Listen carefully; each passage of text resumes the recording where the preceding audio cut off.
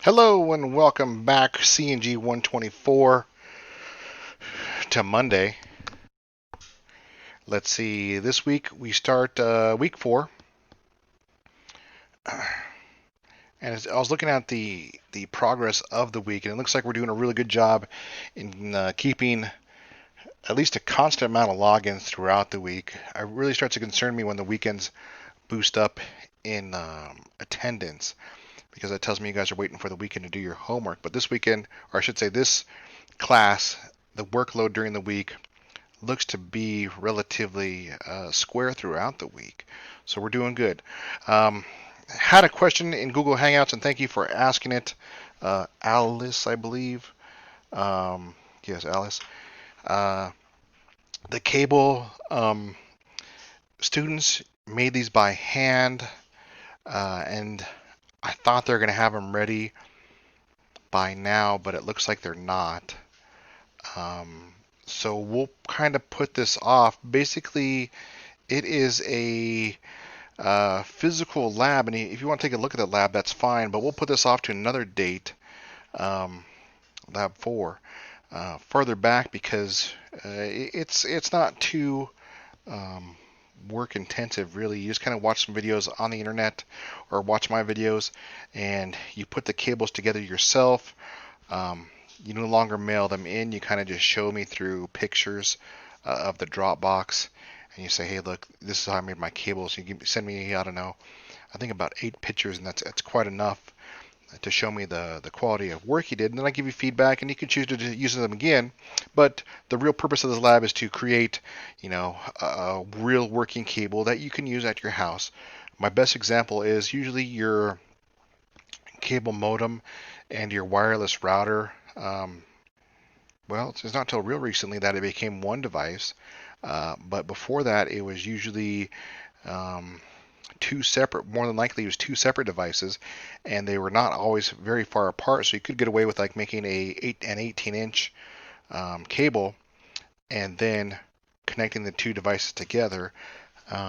What students have done after this lab 4 and sign off, they used to get like a little tester, some scissors, some cables, some ends, uh, and a crimp tool for I think it was like $15 at the bookstore. You could, and if you want to do this yourself, please let me know. I will point you in the right direction so you can find good quality and cheap um, equipment that could definitely get you to wire your house because a lot of students have done that route after this lab. This week we're really taking a look at uh, mediums of travel, um, more physical mediums than wireless or light. Um, I guess you can include kind of high frequency sound also in communication, near field communication too. But we look at the physical characteristics of um, the networks, the cables, fiber optic cables. How are they? There's we can say that some cables can transport a gig of data and some cannot. Some can go, uh, yeah, we'll kind of leave it at that. Well, even some are less than that because they're older category type cables. And now we're starting to move from Cat 5e copper to Cat 6, and that has given us even more speeds, more protection against crosstalk and alien crosstalk. Fiber is definitely becoming more of a natural home thing. If you live in Fort Collins or what's that, Longmont, there are city plans to develop cable infrastructure. Offer cable communicate or fiber communication to the I wouldn't say consumer because it's not to the residents, citizens of that city at cheap cost because at that point, fiber communication is a utility, just like your trash, your water, your electric. It's all utility based, so it's driving down the price drastically. If you're interested in that, Chattanooga, Tennessee has the longest running in public infrastructure so far on that community, I guess, yeah, community internet. where its goal is to provide each and every resident access to the internet fast, cheap, um, and you can kind of look at that and read how that's going. So far, I haven't heard anything bad about it. I believe that's it. Using Packet Tracer, I give you a Packet Tracer file.